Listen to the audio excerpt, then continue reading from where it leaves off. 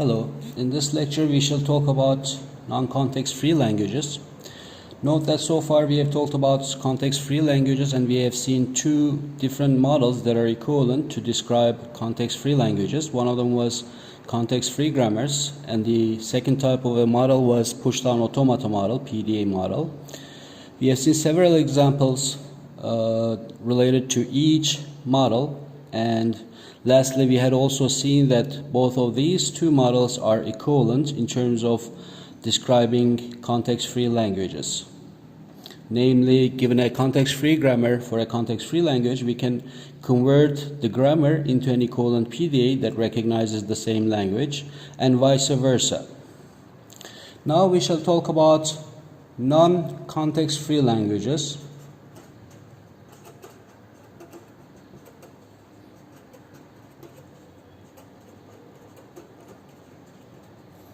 These will be the languages that are not context-free. In other words, we cannot design a context-free grammar nor a PDA that will recognize such languages. We have done the same thing for non-regular languages, if you remember from our previous classes.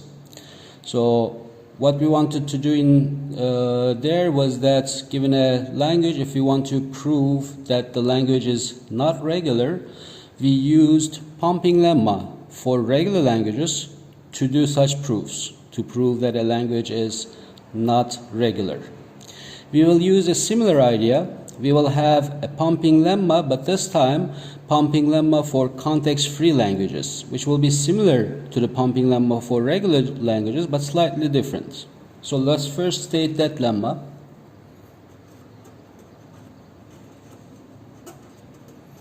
Pumping lemma, this time for context-free languages.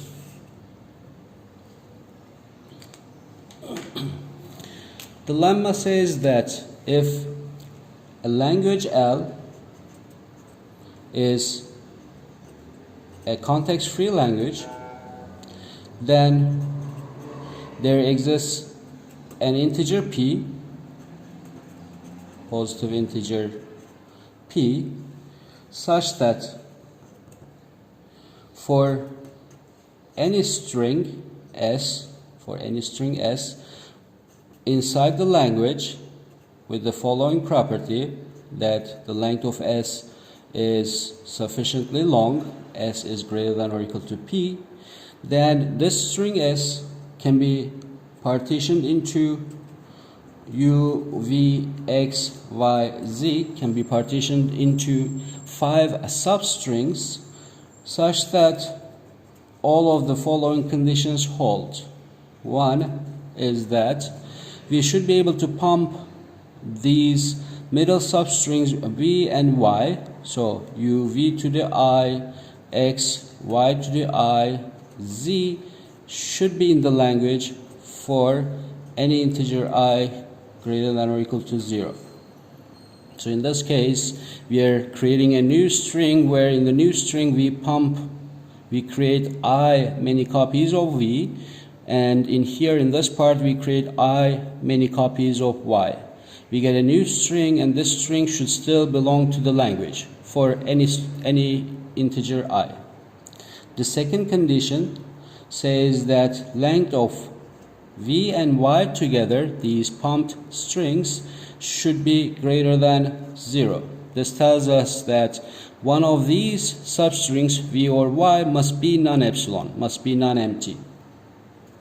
And as the third condition, if we consider this middle substring vxy altogether, length of vxy altogether shouldn't be too long, should be less than or equal to p itself. We won't provide a proof of this lemma, but let's just provide the main idea behind this lemma. The main idea is that if we are given a context-free language L, then this means that there must exist a context-free grammar that generates the strings inside that language. If there is a context-free grammar generating this language L, then let's just take some string that is long enough. That string s, we must have a parse tree relevant to the string S with respect to the given context-free grammar. Let's try to visualize how that parse tree looks like. We will have our starting variable S, and it will have maybe many branches. It will be the case that if we remember that in the parse tree, the string that is generated by the grammar lies among the leaf level. Okay, if we combine all the symbols at the leaf level, then we get the string that is generated by this grammar. If we are generating some string S, it must be the case that there exists such a parse tree such that if we collect all the symbols at the leaf level, it should give us the string S. Now, since the length of this S is quite long, is sufficiently long, greater than or equal to P, it's the case that in this parse tree, there will be some repeating variable that belongs to our grammar. Let's call it R. That repeating variable will be shown as follows. So we have a subtree here, another subtree rooted at this R, and the rest of our parse tree in here. Since this corresponds to a parse tree that generates this given string S, then we said that S can be partitioned into 5 as follows. This part of the leaves correspond to our first substring U, this part corresponds to V, this part corresponds to X, this part corresponds to Y, this part corresponds to Z. Since there exists this repeating variable, you should be able to see that we can actually take this subtree, a copy of it, and replace it in here instead of the smaller subtree rooted at this R. If that's the case, if we do some copy and paste at the repeating variable, copy and paste at repeating variable,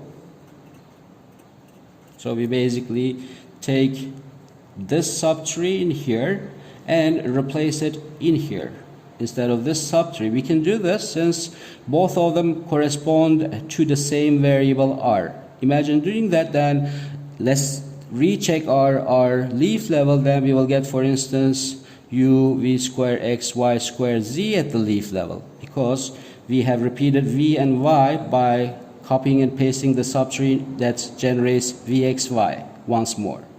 Okay, if we do that once more, we will see that we can get UV cube X Y cube Z. If we do it once more, we'll get the fourth power and so on.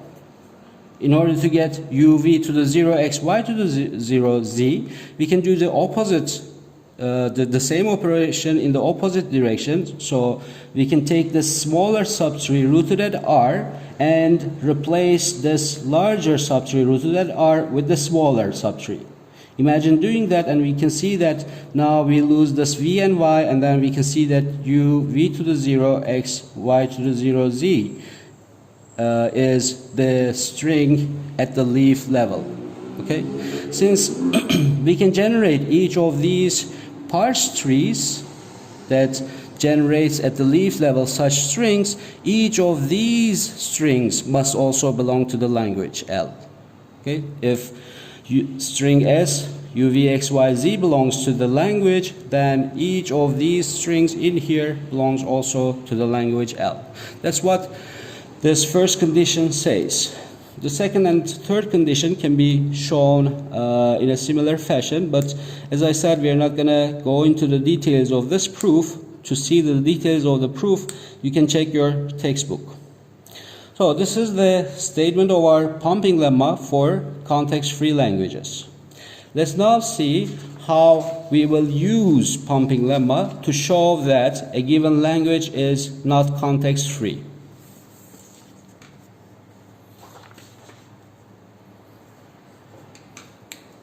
So, how to use pumping lemma to show some language is not context-free. Similar to the usage of pumping lemma to prove non-regularity that we had seen before, we will do almost the same steps. We will take almost the same steps. The first step is to find a special string S such that the string should belong to the language and its length should be greater than or equal to P. When we say special, the choice of such a string will actually require a lot of practice. So we will see examples of this, and you will see that not all the strings that have this property can be used in our proof using the pumping lemma to show that a language is not context free. Okay, so you will need to do a lot of practice to gain some experience in choosing special strings for the use of pumping lemma.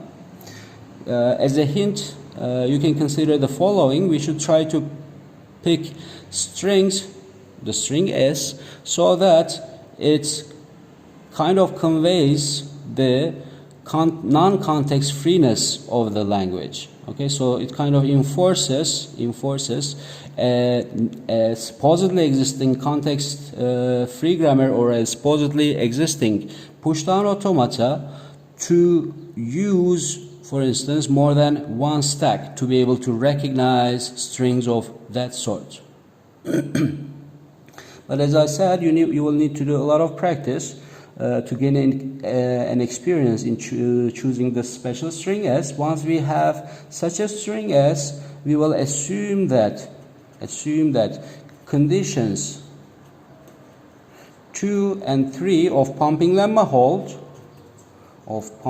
are true. Let's review what the conditions 2 and 3 were. Condition 2 says that length of v and y together is greater than 0, meaning that v or y is non-epsilon. Condition 3 says that length of vx, y together should be less than or equal to p. Okay, assuming these two conditions hold, we try to show that condition 1 doesn't hold. In other words, we try to show that there exists a value of I such that uv to the I, xy to the I, z does not belong to the given language. Assuming conditions 2 and 3 hold, show condition 1 does not hold.